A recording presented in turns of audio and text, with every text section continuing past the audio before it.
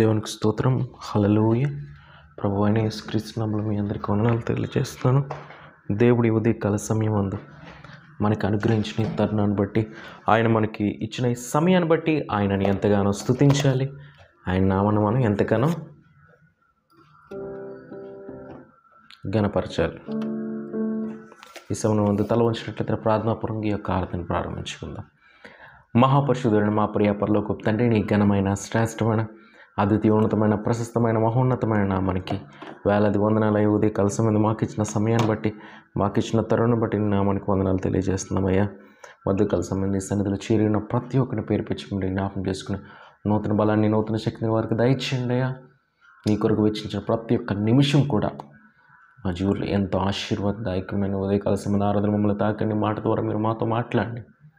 ప్రార్థన విజ్ఞాపన చేత మా ప్రతి ఒక్క విజ్ఞాపన మనం అంగీకరించి మా జీవితాలు అద్భుతకార్యాలు జరిగించమని యేసుక్రీస్తు అతి శ్రేష్టమైన నామములో మిక్కిలి వినయంతో బ్రతిమాలుకుని వేడుకొంచున్నాము తండ్రి, ఆమేన్. ఈ సమయంలో దేవుని స్తుతించి ఆరాధించుకుందాం.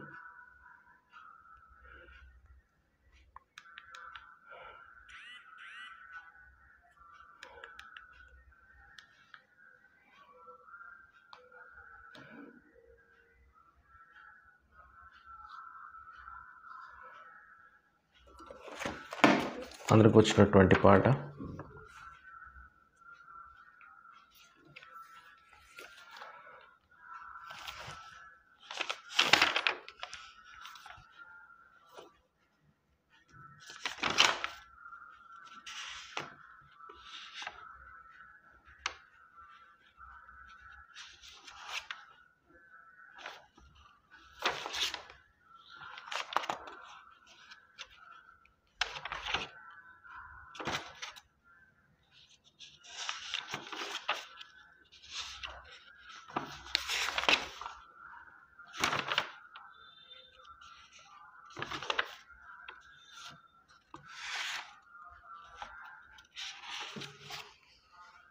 ఎంతో చక్కని పాట పాడుకుని దేవుని నామమును మహిమపరచుకుందాం.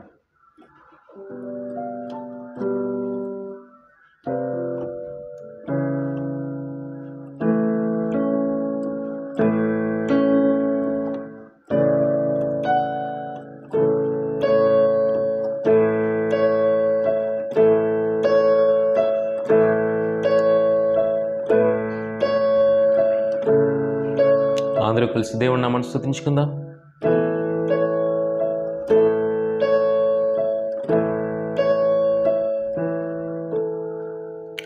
ఎత్తుకే ఎదిగిన నామమే పొందిన, ఎత్తుకే ఎదిగిన నామమే పొందిన, నాకు మాత్రము నీవే చాలయ్యా. నీ జాడలో నే నడుస్తానయ్యా. నీ కౌగిలిలోనే ఉంటా. రా నా ప్రియ యేసూరా, హోరా నా ప్రియ యేసూరా. రా నా ప్రియ యేసూరా, హోరా నా ప్రియ యేసు.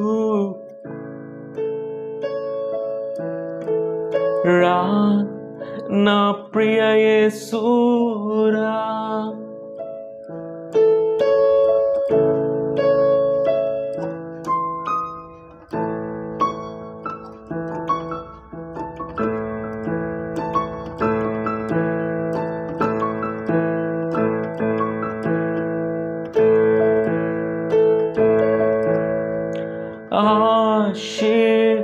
ఆశీర్వాదములు కావయ్యా, అభిషేకములు కము కొరకు కాదయ్యా, ఆశీర్వాదములు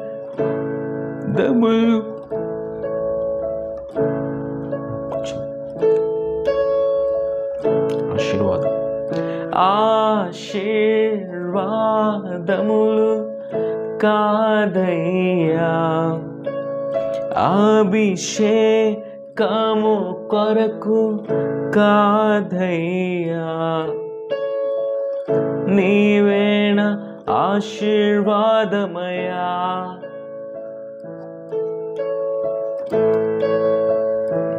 నీవు లేని అభిషేకం నాకెందుకయ్యా,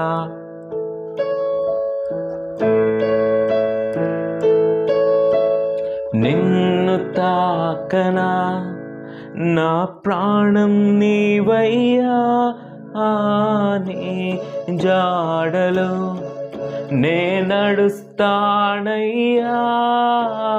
నీ కౌగిలిలోనే ఉంటా.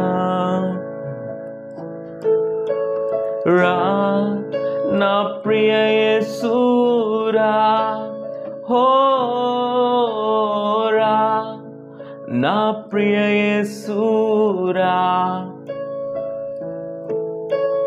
రా నా ప్రియ యేసూరా, రా నా ప్రియ యేసూరా,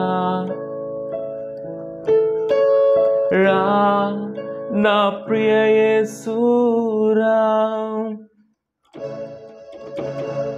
నీకై నేను, నాకై నీవు ఉంటేనే చాలయ్యా, రావా నాకై నా ప్రాణం నీవయ్యా, నా ప్రేమ నీవయ్యా, నీవే నా ఊపిరి యేసయ్యా,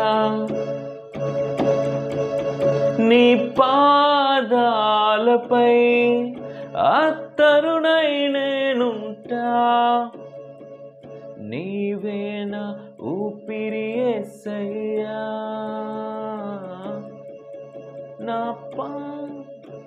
నా గుండె చప్పుడే పిలిచే నిన్ను రమ్మని, నీవే నా ఊపిరి యేసయ్యా, నీ పాదాలపై అత్తరునై నేనుంటా, నా ప్రాణ ప్రియుడా యేసయ్యా.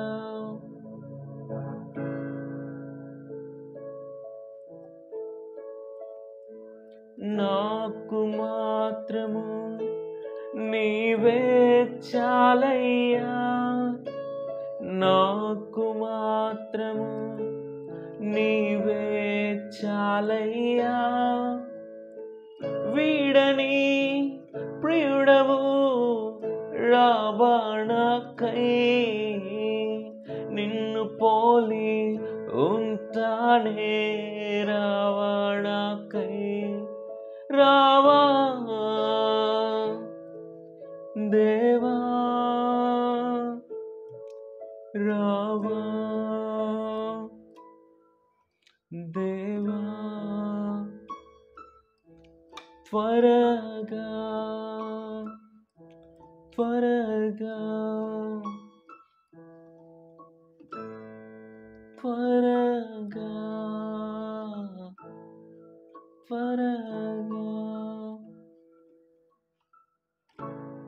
దేవునికి స్తోత్రం, హల్లెలూయా. ఇప్పుడు ముందు కొద్ది రీతిగా నిన్ను స్తుతించుకునే కృపనిచ్చు, నిన్ను ఆరాధించుకున్న బాకి ఇది ఎంత ధన్యత, ఇది ఎంత కృపనైనా. నీ కృపను బట్టి నడిపించావు, నీ దయను బట్టి నడిపించవయ్యా. మాకు నీ వాక్యం ద్వారా మాతో మాట్లాడి మా జీవితాలకు కావాల్సింది మీరు అనుగ్రహించండి అయ్యా. నీకు స్తోత్రం. యేసుక్రీస్తు నామములో కొద్ది స్తుతి ఆరాధనకి సమర్పించుకొనిచున్నాము తండ్రి, ఆమేన్.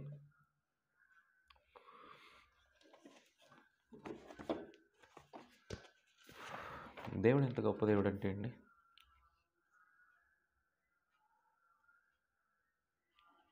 దేవుడు ఎంత గొప్ప దేవుడు అంటే, మన దేవుడు చాలా ఆశ్చర్యకరుడు దేవుడు. మన ఆలోచన ఎంత గొప్పకరుడంటే ఆయన ఎంతో ఉన్నతుడు.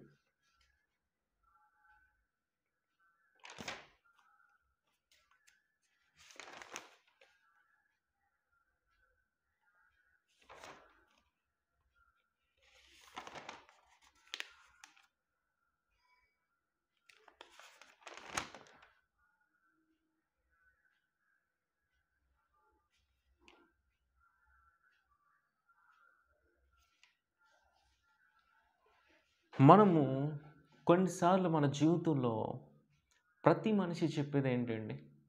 ఐ నో, నాకు తెలుసు. రైట్? ప్రతి మనిషి కూడా తన జీవితంలో చెప్పేది ముందు ఏంటంటే, నాకు అన్నీ తెలుసు, నాకు తెలియదంటూ లేదు అని అనుకుంటాం. అందరి గురించి నాకు తెలుసు, నా స్నేహితుల గురించి నాకు తెలుసు, నా బంధువుల గురించి నాకు తెలుసు, నా కుటుంబస్తుల గురించి నాకు తెలుసు, నా బిడ్డల గురించి నాకు తెలుసు, నా పిల్లల గురించి నాకు తెలుసు, ఇంక ఈ ఊరు గురించి నాకు తెలుసు, ఈ రాష్ట్రం కోసం తెలుసు, ఈ దేశం కోసం తెలుసు, ఈ ప్రపంచం కోసం తెలుసు. అన్నీ కూడా తెలుసు తెలుసు తెలుసు తెలుసు తెలుసు అంటూనే ఉంటారు. కానీ ఫైనల్‌గా ఎవరైతే నాకు అన్నీ తెలుసు అంటారో వారికి అసలు ఏం తెలీదు. ఏంటండి? ఎవరైతే నాకు అన్నీ తెలుసు అని అనుకుంటారో వారికి నిజంగా అసలు ఏమీ తెలీదు. They don't know anything. But they say I know everything. I can do everything. I know about him. I know about her. Everything I know. If anyone asks them, do you know about that family? Do you know about that person? They easily say that I know. But even they don't know even their names also sometimes. కొంతమంది నాకు అందరూ తెలుసు, అన్నీ తెలుసు, వారి గురించి తెలుసు, వాళ్ళ కుటుంబం గురించి తెలుసు అంటారు. కానీ ఈవెన్ వాళ్ళకి తమ పేర్లు కూడా తెలియని పరిస్థితులు ఉంటారు. కానీ వీరేంటంటే అంటే అందరూ వీరిని తెలివైన వారు అనుకోవాలి, అందరూ వీరిని గొప్పవారు అనుకోవాలి. అందరూ అబ్బా ఎంత టాలెంటెడ్, అందరూ తెలిసి వీళ్ళకి ఎంత గొప్పవారు అనుకుంటా, అందుకని అందరికీ తెలుసని చెప్పాలనుకుంటారు అందరికీ. ఫస్ట్ ఆఫ్ ఆల్ దేవుని వాక్యం సెలవిస్తుందంటే, ఫస్ట్ ఆఫ్ ఆల్ నిన్ను గురించి నీకు తెలుసా? నీ హృదయం ఎలాంటిదో దేవునికి తెలుసు, మరి నీ హృదయం ఎలాంటిదో నీకు తెలుసా?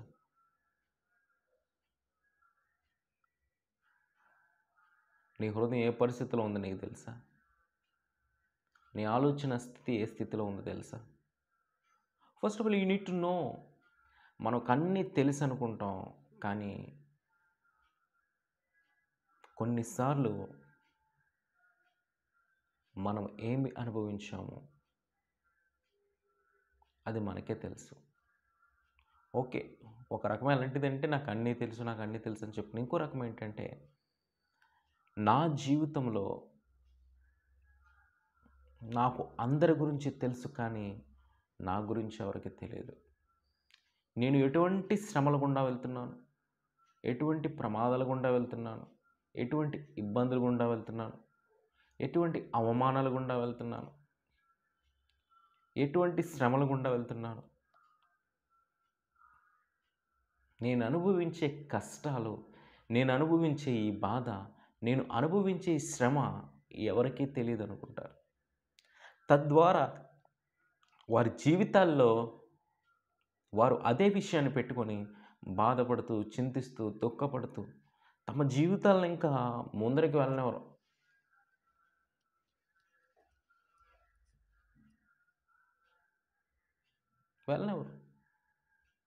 ఇప్పుడు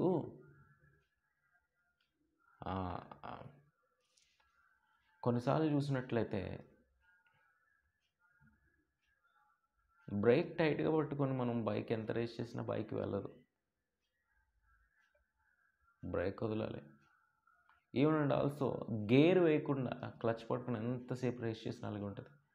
ఆ గేర్ అనేది మనం వేసి క్లచ్ వదిలిన తర్వాతే బైక్ అనేది మూవ్ అవుతుంది. లేదా గేర్ వేయకుండా నేను రేస్ చేస్తానంటే అది వెళ్ళదు, అది అక్కడే ఉంటుంది. అలాగా శ్రమలో, నిందలో వీటి గురించి ఆలోచించి మనం అక్కడే ఆగిపోతాం. మనం అక్కడే ఉంటాం. భవిష్యత్తులో ఏం సాధించలేం, చదువులో ఏం సాధించలేం, ఉద్యోగంలో ఏం సాధించలేం, మన జీవితంలో ఏం సాధించలేం. జస్ట్ ఒక ఫెయిల్యూర్స్‌లా ఉంటాం. కానీ అయన్నీ మనం చూసుకున్నట్లయితే కొన్నిసార్లు మనకు అన్నీ తెలుసు అనుకుంటాం. అందరి గురించి తెలుసు అనుకుంటాం. మనం చెప్పుకున్నాం కదా! మరి ఇంకొక రకం ఏంటంటే నాకు తెలిసినంత ఎవరికీ తెలీదు. అంటే వీరి థింకింగ్ ఏంటి? నేనే గొప్పవాడిని అన్నట్టు.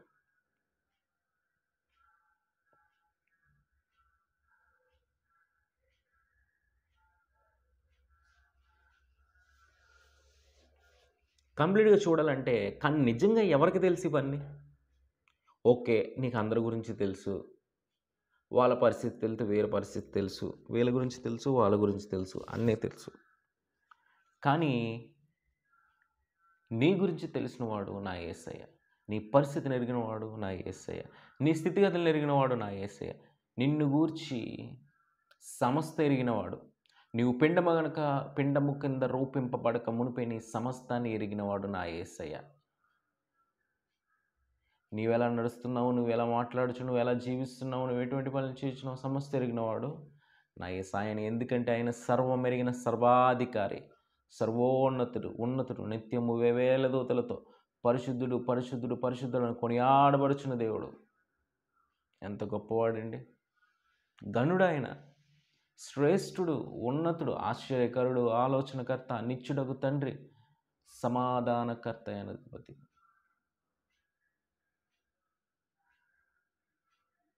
ఆయన ఎంత గొప్పవాడో, ఎంత గొప్ప ఉన్నతుడు. ఆయన నామం ఘనమైనది, ఆయన నామం ఉన్నతమైనది.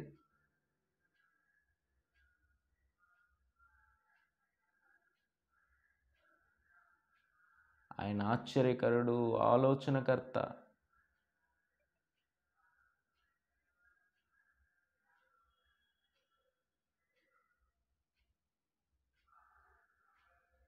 గొప్ప కార్యాలు చేసే దేవుడు, ఘనమైన కార్యాలు చేసే దేవుడు ఆయన.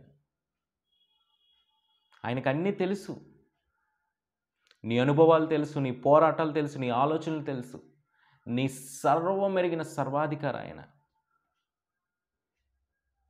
కాబట్టి ఆ దేవుడు మనతో ఏం చెప్తున్నాడు? ఈ సమయం మనం ఉదయకాల సమయం పరిశుద్ధ గ్రంథాలు తెలిసి మనం చూద్దాం.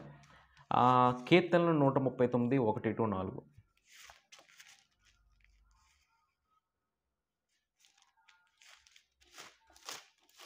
Everyone turn your Bibles to chapter 139 and verse 1-4.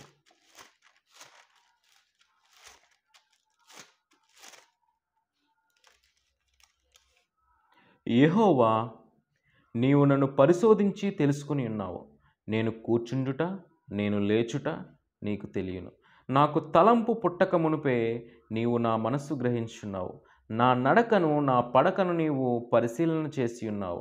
నా చర్యలన్నిటిని నువ్వు బాగుగా తెలుసుకుని ఉన్నావు. యెహోవా మాట నా నాలుకకు రాక మునుపే అది నీకు పూర్తిగా తెలిసి ఉన్నది. మరలా చదువుకుందాం. యెహోవా, నీవు నన్ను పరిశోధించి తెలుసుకొని ఉన్నావు. ఏంటండి? దేవుడంట మళ్ళీ పరిశోధించి. అంటే చూడండి, ఇప్పుడు మనకు ఎటువంటి పరీక్ష అని మీరు అడగవచ్చు. అంటే ఆ రకమైన కాదు, కానీ నేను చెప్తున్నాను మా ఎగ్జాంపుల్కి. మన జీవితంలో, మన శరీరంలోకి ఎటువంటి రోగం వచ్చినప్పుడు మనకి ఫీవర్ వస్తుంది. అది ఒకరోజు, 2 రోజు, 3 రోజులు, మహా అయితే 4 రోజులు, 1 వీక్లో తగ్గిపోతే ఓకే, దట్స్ ఫైన్. కానీ 1 వీక్ అయినా తగ్గలేదంటే ఖచ్చితంగా బ్లడ్ టెస్ట్ రాస్తాడు డాక్టర్. అప్పుడు ఆ బ్లడ్ టెస్ట్ పరీక్ష చేసినప్పుడు దానికి కారణం ఏంటో మనం, ఓహో ఫీవర్ కాదు, ఇంకో ఇన్ఫెక్షన్ ఏదో ఉందని మనకు తెలుస్తుంది. తద్వారా మెడిసిన్స్ ఇచ్చినప్పుడు మనం క్యూర్ అవుతాం. అలాగే చూసినట్లయితే దేవుడు మనకు అంతకంటే రీతిగా మనం పరిశీలించాడంట. చిన్నప్పుడు ఆయన సర్వమెరిగిన సర్వాధికారి అయినా మనం పరీక్షిస్తున్నాడంటే మనం వేసే ప్రతి అడుగు, మనకు తలంపు పుట్టక మునిపే ఆయన దాన్ని గ్రహించి ఉన్నాడు, దాన్ని ఎరిగి ఉన్నాడు. యెహోవా నిన్ను పరిశోధించి తెలుసు. నిన్ను పరిశోధించంట మనకు క్షుణ్ణంగా పరీక్షించి, ఆయనకు అన్నీ తెలుసు అయినను మరలా నిన్ను క్షుణ్ణంగా పరిశీలించి దేవుడు నేను తెలుసుకున్నాడంట.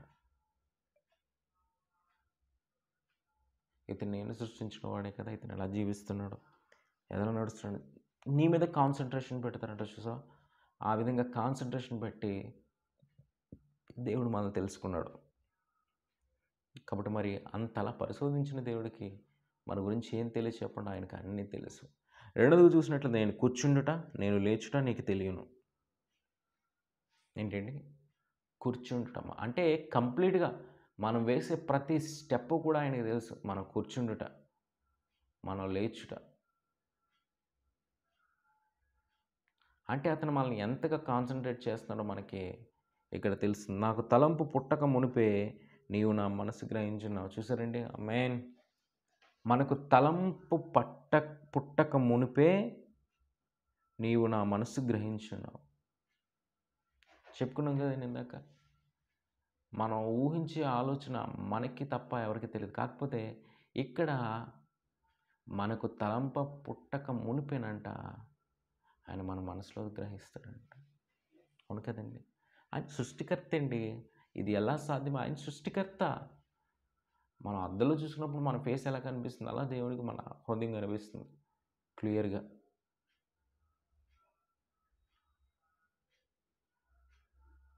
దేవుడు చాలా గొప్పవాడండి. అటువంటి దేవుని కలిగిన మనం దానిలో మూడోది చూసినట్లయితే, నా నడకను నా పడకను నీవు పరిశీలన చేసి ఉన్నావు. నీవు వేసే నడక, నీవు పండుకునే ప్రదేశాలు దేవుడు సమస్తం ఎరుగున్న దేవుడు. నీ నడక ఎటువైపు వెళ్తుంది? నీ నడక ఎలా వేస్తున్నావు? లోకంలో వేస్తున్నావా, దేవునిలో వేస్తున్నావా? నీకు నచ్చిన విధంగా నడుస్తున్నావు, దేవునికి నచ్చిన విధంగా నడుస్తున్నావు అని దేవుడు దాన్ని కూడా పరిశీలన చేస్తున్నాడు. మన చర్యలను ఆయన బాగుగా తెలుసుకున్నాడంట. మనం చేసే ప్రతి చర్య.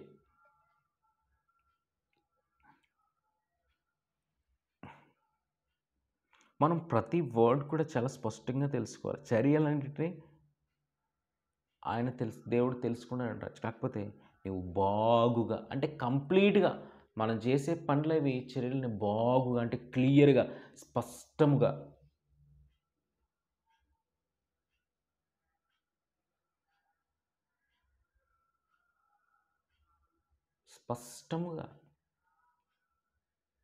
స్పష్టముగా ఆయన క్లియర్ కట్గా తెలుసుకున్నాడు. మన చర్యలను బాగుగా తెలుసుకుని ఉన్నాడంట.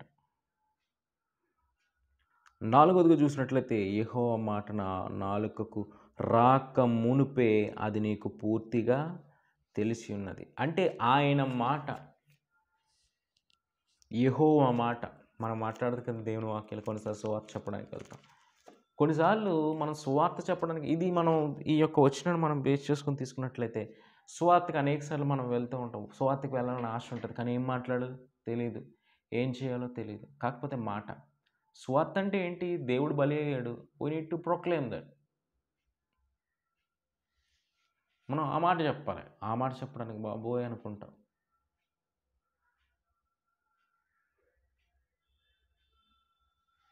అలా ఉండడానికి మనం లేదు.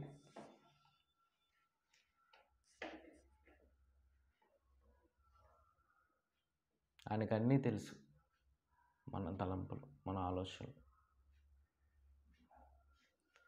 అన్నీ తెలుసు. ఎంత గొప్ప దేవుడు అంటే, మన దేవుడు ఎంతో గొప్ప దేవుడు. సుందరుడు ఆయన, ఎంతో ఉన్నతుడు ఆయన. ఆయన మాట, మన నోటితో ఏం మాట మాట్లాడుతున్నావు? దేవుని మాట. నువ్వు సువార్త ప్రకటించాలనుకుంటున్నావా?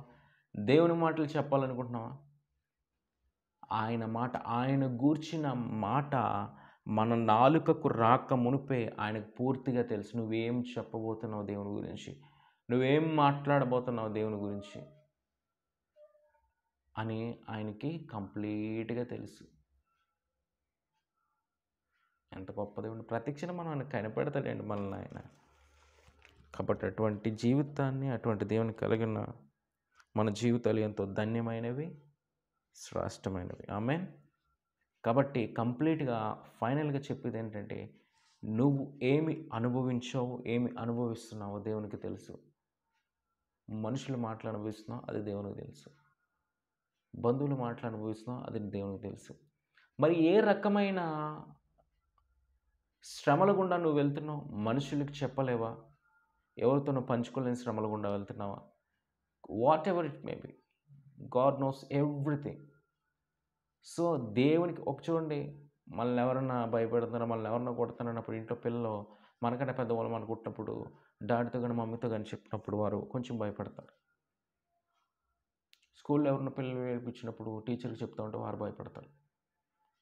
ఏదో భయం ఉంటుంది కదా. కానీ ఇప్పుడు చెప్తున్నాను, నీ జీవితంలో ఎటువంటి భయం ఉన్నా నీ భయాన్ని తొలగించడానికి దేవుడు వచ్చాడు. మనం భయపడవలసిన పని లేదు దేనికి. దేవుడు మనతో ఉన్నాడు, దట్స్ ఇట్. దేవుడు మనల్ని నడిపిస్తాడు, దట్స్ ఇట్. దేవుడు నిత్యం మనతో నిలుస్తాడు. కాబట్టి అటువంటి ధైర్యం మన జీవితంలో కలిగి ఉండాలి. ఉదయకాల సమయంలో దేవుడు మనకు అనుగ్రహించిన రీతిగా, ఉదయకాల సమయంలో ఆయన మనతో నిలిచిన రీతిగా, రీతిగా మనం ఎంతగానో దేవుని స్తుతించాలి. కాబట్టి ఎవరికి తెలియదు అనుకుంటాం, కానీ గాడ్ నోస్ ఎవ్రీథింగ్. నీ గురించి ఆయనకి తెలుసు. మనుషులందరూ విడి చేశారని మనం ఉండాల్సిన పని లేదు. దేవుడు మనల్ని జ్ఞాపకం చేసుకుంటాడు. మహాపరిశుద్ధుడు మా ప్రియ పరలోకపు తండ్రి, నీ ఘనమైన శ్రేష్టమైన అద్వితీయ ఉన్నతమైన నామానికి వేలాది వందనము స్తోత్రం చెల్లించుకుంటున్నామయ్యా. ఈ సమయం ముందు నేను ఉదయకాల సమయం అందు మాకు అనుగ్రహించిన తరాన్ని బట్టి, మాకు ఇచ్చిన సమయాన్ని బట్టి నీ నామానికి వందనాలు చెల్లిస్తున్నామయ్యా. మరి ఎంతో గొప్ప దేవుడో, ఎంతో గనుడో, ఎంతో శ్రేష్ఠుడో నాయన. అటువంటి నిన్ను గణపరిచే భాగ్యాన్ని, అటువంటి నిన్ను మహింపరిచే భాగ్యాన్ని మీరు మాకు ఇచ్చారయ్యా. ఎంత గొప్ప దేవుడో, ఎంత గనుడవయ్యా, ఎంత శ్రేష్ఠుడవయ్యా. ఇది నీ కృపే, ఇది నీ వాత్సల్యత, ఇది నీ ప్రేమేనయ్యా. నీ ప్రేమ మా పట్ల ఉన్న విధానం బట్టి నీకు స్తోత్రాలయ్యా. ఎంత గనుడవయ్యా, ఎంత శ్రేష్ఠుడవయ్యా. నీవు మాత్రం నమ్మదగిన దేవుడవయ్యా. నీవు మాత్రం నమ్మదగిన దేవుడు, ఆశ్చర్యకరుడు. మరి ఉదయకాల సమయం మమ్మల్ని దర్శించావు, నీకు స్తోత్రం. అవును తండ్రి, మా జీవితంలో కొన్నిసార్లు మాకెన్ని తెలుసు అనుకుంటాం, మా గురించి ఎవరు తెలియదు అనుకుంటాం. కానీ ఆయన నువ్వు గురించి బాగుగా తెలుసుకుని ఉన్నావు.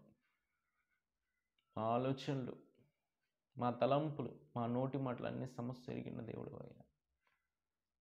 నీ కనికరాన్ని చూపించండి అయ్యా, నీ కృప చూపండి. ఉదయకాల సమయంలో నీ సన్నిధిలో విజ్ఞాపన చేస్తున్నామయ్యా. ఎవరైతే ఎగ్జామ్స్ రాస్తున్న బిడ్డలను ప్రతి ఒక్కరిని పేరు పెట్టి మీరు జ్ఞాపనం చేసుకున్నాయా. నీ జ్ఞానం దయచి, నీ లోక జ్ఞానం కంటే నీ యొక్క జ్ఞానం మీరు నేనది నేను.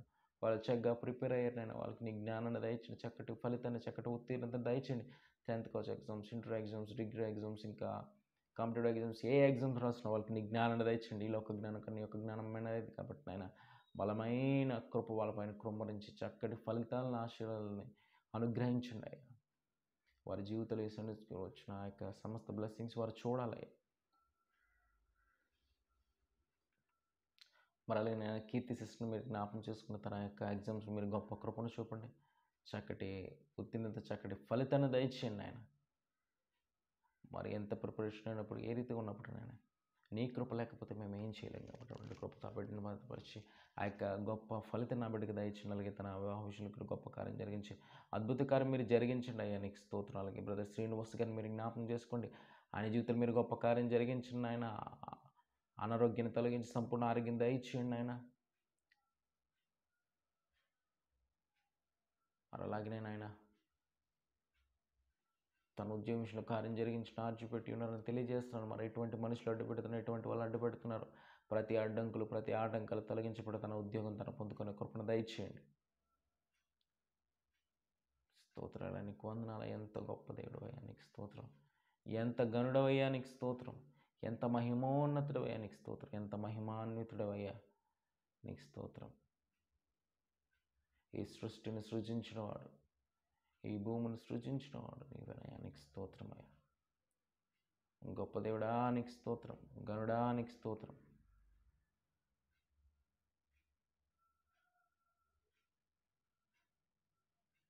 అత్యున్నతడానికి స్తోత్రం నాయన. వారు వెలిగే సమయం అంది నాయన. బ్రదర్ లూది స్వామి గారిని మీరు జ్ఞాపకం చేసుకోండి ఆయన. తన కుమార్తెను మీరు జ్ఞాపకం చేసుకోండి. శ్రేష్టమైన జాబ్ దయచేయండి. ప్రాముఖ్యంగా నూతన ఆరోగ్యం దయచేయండి. స్వస్థపరిచయం అని నేను ఆయన సెలవిచ్చిన ఘనమైన కార్యం జరిగించండి. బ్రదర్ స్టిఫెన్ మీరు జ్ఞాపకం చేసుకోండి ఆయన. డెలివరీ బాయ్ కింద చేస్తున్నాడు. నూతన ఉద్యోగంతో ఆశీర్వదించిన ఆ యొక్క శ్రేష్టమైన జాబ్ తో మీరు ఆశీర్వదించి బలపరచండి. అలాగే దాసును కూడా మీరు జ్ఞాపకం చేసుకున్న ఆయన. ఆ యొక్క బ్రదర్ విషయంలో నాకు ఉద్యోగ విషయంలో గొప్ప కార్యం జరిగించండి, నూతన కార్యం జరిగించండి. ఎటువంటి సమస్యలను తొలగించి నీ కృప కాపుదల తోడు ఉంచి నీ చిత్తం నీ ఉద్దేశం ప్రకారం ఆ బిడ్డను నడిపించండి, గొప్పగా ఆశీర్వదించండి. నేను ప్రేమించే వారిని ఆశీర్వాదకరంగా మారుస్తున్నాను దేవుడు అయ్యా, నీకు స్తోత్రం. నీవెంత గొప్ప దేవుడు అయ్యా, నీకు స్తోత్రం. హల్లెలూయా. మరి ఈ సమయం అందు నాయన ఇంకెవరైతే ఉన్న ప్రతి ఒక్క భాస్కర్ గారిని జ్ఞాపకం చేసుకున్న తన ఉద్యోగులు తన భవిష్యత్తులో ఆశీర్వాదకరం ఉండే గొప్ప కృపను దయచేయండి. తన కుటుంబాన్ని మీరు జ్ఞాపకం చేసుకోండి అయ్యా. మరి అలాగే ఇంకెవరైతే ప్రార్థన అవసరంలో ప్రతి ఒక్కరిని మీరు జ్ఞాపకం చేసుకోండి.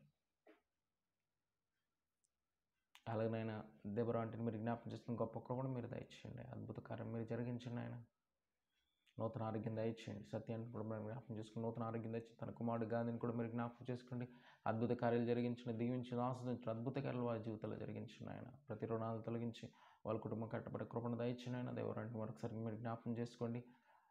సిస్టర్ ప్రియాంకని మీరు జ్ఞాపకం చేసుకున్నాను. ఆ బిడ్డ విషయం మీరు గొప్ప కార్యం జరిగించండి. నీకు సమర్పించుకున్న జీవితం అందుబడి నీకు స్తోత్రాలయ్యా. మరి సంబంధ వివాహం విషయంలో ఘనమైన రీతిగా నాయన ఆ విషయం మీరు గొప్ప కార్యం జరిగించండి నాయన. సమస్తము సమకూర్చబడి ఘనంగా మహిమకరంగా నీ నామ మహిమార్థమై ఆ బిడ్డ వివాహం జరిగే గొప్ప కృపను మీరు దయచేయండి.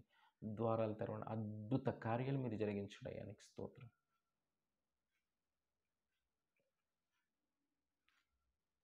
ఇంకున్న ఎవరైతే తన ప్రార్థన అవసరతలు నీ సన్నిధానంలో పెట్టి ఉన్నారో వాళ్ళని జ్ఞాపకం చేసుకుని అప్పలరాజు గారిని మీరు జ్ఞాపకం చేసుకుని బలపరిచి అద్భుత కార్యాన్ని మీరు జరిగించండి అయ్యా. తన తమ్ముడు తన సహోదరి విషయం మీరు గొప్ప కార్యం చేయండి.